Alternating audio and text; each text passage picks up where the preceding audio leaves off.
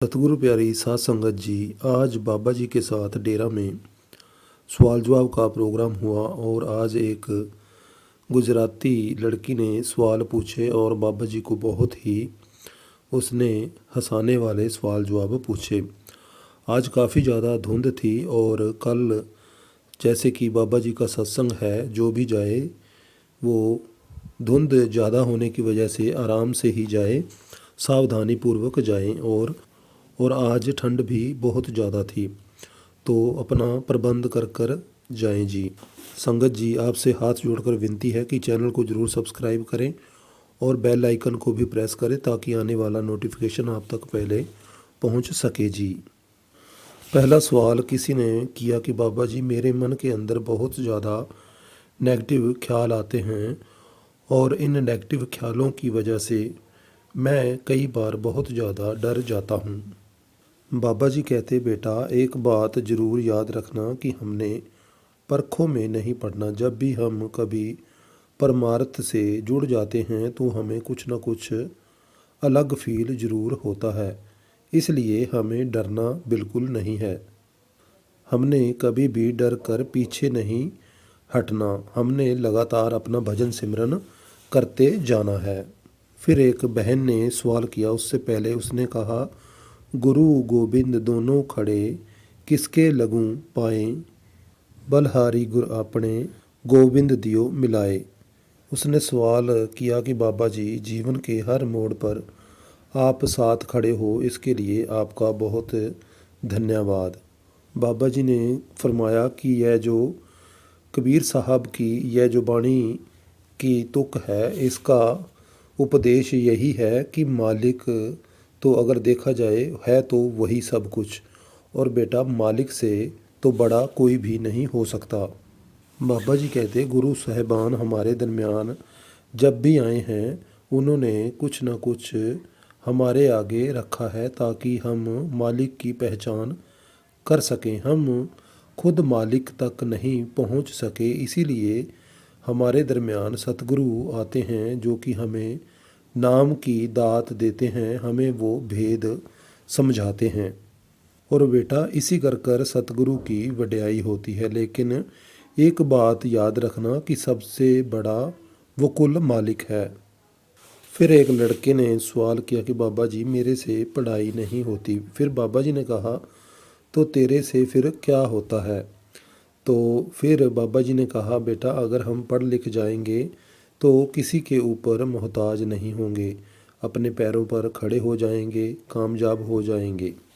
इसलिए वक्त रहते इस वक्त का सही उपयोग करना चाहिए।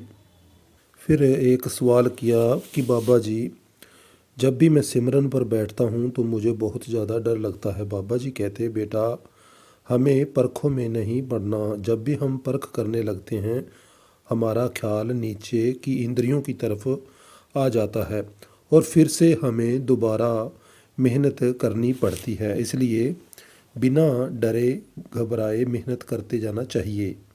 फिर एक लड़के ने सवाल किया कि बाबा जी, इतनी मेरे परिवार पर दया करना कि कभी कोई कमी ना आए। कहने का मतलब था कि कभी किसी से मांगना ना पड़े। तो बाबा जी ने बड़ा ही उसको समझाते हुए कहा कि बेटा यह कभी नहीं हो सकता। मन तो कोई ना कोई सामने हमारे चीज़ें ख्वाहिशें रखता रहता है, तो वो कैसे पूरी हो सकती हैं? अगर मालिक यहाँ पर सारी ख्वाहिशें पूरी करने लग गए फिर तो यहाँ तबाही मच जाएगी। फिर एक लड़की ने सवाल किया कि बाबा जी, आप मेरे को कोई ऐसी बात बोल दो जो सारी उम्र मेरे को याद रहे। बाबा जी ने समझाया कि बेटा मालिक तो हमें हमेशा से ही देता आया है, लेकिन हम जुगों जुगों से मांगते आ रहे हैं, लेकिन मालिक देता देता कभी नहीं थकता। इसलिए बेटा गुरु का जो मकसद होता है वो एक यही होता है कि वो अंधेरे से निकाले, यह नहीं कि एक भ्रम में और ज़्यादा उसको डाल दे। इसलिए बेटा मालिक ने जो हमें दिया है उसकी कदर करनी चाहिए और आगे बढ़ता जाना चाहिए, सही रास्ते पर चलना चाहिए। फिर एक बहन ने सवाल किया कि बाबा जी, जब भी भजन सिमरन पर बैठती हूँ तो मेरी आंखों से पानी बहने लगता है। फिर वो कहती कि जब भी मैं कहीं फंक्शन पर जाती हूँ जहाँ पर डीजे वगैरह गाने चल रहे होते हैं, तब भी मेरी आंखें नम हो जाती हैं, मुझे रोना आ जाता है। बाबा जी कहते बेटा सबसे ज़रूरी हमारा भजन सिमरन है, लेकिन इसके साथ साथ हमने जिम्मेदारियां भी पूरी करनी है। अगर जिम्मेदारियां पूरी नहीं करेंगे तो फिर हम अपने कर्मों का भुगतान कैसे दे पाएंगे। फिर एक लड़के ने सवाल किया कि बाबा जी अपने मन को परमार्थ में कैसे लगाएं। तो बाबा जी ने उसको हंसी मजाक में कुछ छेड़ा भी था, जिससे कि संगत बहुत ज़्यादा हंसने लग गई थी। तो बाबा जी ने फिर उसे समझाया कि बेटा हमें अपने जीवन में बैलेंस रखना है, परमार्थ और स्वार्थ दोनों ही निभाने हैं, अपनी जिम्मेदारियां भी निभानी हैं और परमार्थ के लिए भी वक्त निकालना है। वक्त मिले जैसे कि सत्संग सेवा यह निभाने की कोशिश करनी चाहिए। फिर किसी ने सवाल किया कि बाबा जी जो सत्संग में समझाया जाता है, क्या हम उस मूल मंत्र का जाप कर सकते हैं। बाबा जी कहते बेटा हर चीज़ का कोई ना कोई मकसद होता है। बाबा जी कहते बेटा अगर हमें उस चीज़ की पहचान नहीं होगी तो हम उससे डर जाएंगे, करने को तो हम कर सकते हैं। बाबा जी कहते कि मन पता नहीं कौन कौन सी शक्लें हमारे सामने रख देगा। फिर वो लड़का कहता कि बाबा जी मेरे को काम वासना से बहुत ज़्यादा तकलीफ़ होती है, मुझे बहुत इससे तंग होना पड़ता है। तो बाबा जी कहते कि बेटा जो भी यह खेल है सारा मन का ही है, अपने आप को कंट्रोल में रखेंगे तो इससे हमारा फ़ायदा होगा। बाबा जी कहते हम अपने मन को अपनी सोच को अगर अच्छी चीज़ों की तरफ ले जाएंगे तो अपने आप सब कंट्रोल हो जाता है। बाबा जी कहते अगर हम इसके साथ जोर ज़बरदस्ती करते हैं और सोचते हैं कि हम एकदम से इसको कहीं और लगा दें तो इससे बेटा फिर रिएक्ट होता है। धीरे धीरे सारी आदतें जाती हैं, एकदम से नहीं। बाबा जी कहते बेटा हमने इनको धीरे धीरे हटाने की कोशिश करनी है और हमने अच्छी आदतें डालनी हैं। बाबा जी ने महाराज जी की उदाहरण देकर भी समझाया था। फिर बाबा जी ने अटैचमेंट और डिटैचमेंट के बारे भी समझाया और फिर बाबा जी ने कहा कि जब हमें अंदर से रस मिलेगा तो धीरे धीरे मन इनसे बेरुख बेमुख हो जाएगा।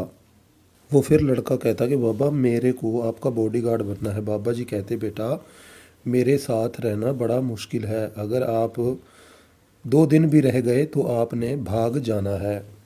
फिर वो लड़का कहने लगा कि बाबा जी हजूर जी बहुत क्यूट हैं। तो बाबा जी कहने लगे कि गल मैं नहीं हैगा। बाबा जी हजूर की तरफ मुंह कर कर कहने लगे। बाबा जी उस तरफ मुंह कर कर कहते ए सोहणे ने कि मैं नहीं सोहना हैगा। तो संगत खिड़खिड़ा कर हंसने लगी। फिर एक लड़की ने बाबा जी से सवाल किया कि बाबा जी वीरवार और शनिवार को सिर नहीं धोना चाहिए। बाबा जी कहते कई तो यह भी कहते हैं कि रात को अपने नाखून नहीं काटने चाहिए, नहीं तो मामा रास्ता भूल जाता है। बाबा जी कहते मेरा मामा तो कभी रास्ता नहीं भूलता। बाबा जी के कहने का मतलब कि हम वीरवार शनिवार को सर भी धो सकते हैं, हमें इन वहम भरम में नहीं पड़ना चाहिए। फिर एक लड़की गुजरात से आई हुई थी। वो कहती बाबा जी मैं पहली बार आई हूँ, मेरे को सत्संग बड़ा ही अच्छा लगा। वह सिस्टर कहने लगी कि बाबा जी मेरे को एक पंजाबी लड़के से ब्याह करना है। उसकी इतनी बात सुनकर संगत खिड़खिड़ाकर हंसने लग गई। बाबा जी भी स्माइल करने लग गए और कहते कि यह जो पंजाबी लड़के हैं यह पूरे बदमाश हैं। सारी संगत बहुत हंसी और बाबा जी और हजूर जी भी हंसने लगे। बाबा जी कहते गुजराती लड़के भी अच्छे होते हैं। लड़की कहती नहीं बाबा जी मेरे को पंजाबी लड़के से ही शादी करनी है। वो कहती कि ब्यास फिर मेरे को नज़दीक पड़ेगा। वो इतनी बात बोली और बाबा जी और हजूर जी संगत खिड़खिड़ा के सभी हंसने लग गए। बाबा जी कहते यहाँ पर तो बहुत ही छड़े बैठे हुए हैं। बाबा जी कहते कोई हैगा भाई छड़ा। तो बहुत ज़्यादा संगत हंसी और आखिर में बहुत ज़्यादा माहौल हंसी वाला बन गया था। तो संगत जी कल 9:30 बजे बाबा जी का सत्संग है। तो हम आपके साथ जो कल का सत्संग होगा वो भी कोशिश करेंगे शेयर करने की। आपसे हाथ जोड़कर विनती है कि चैनल को ज़रूर सब्सक्राइब कर लें जी।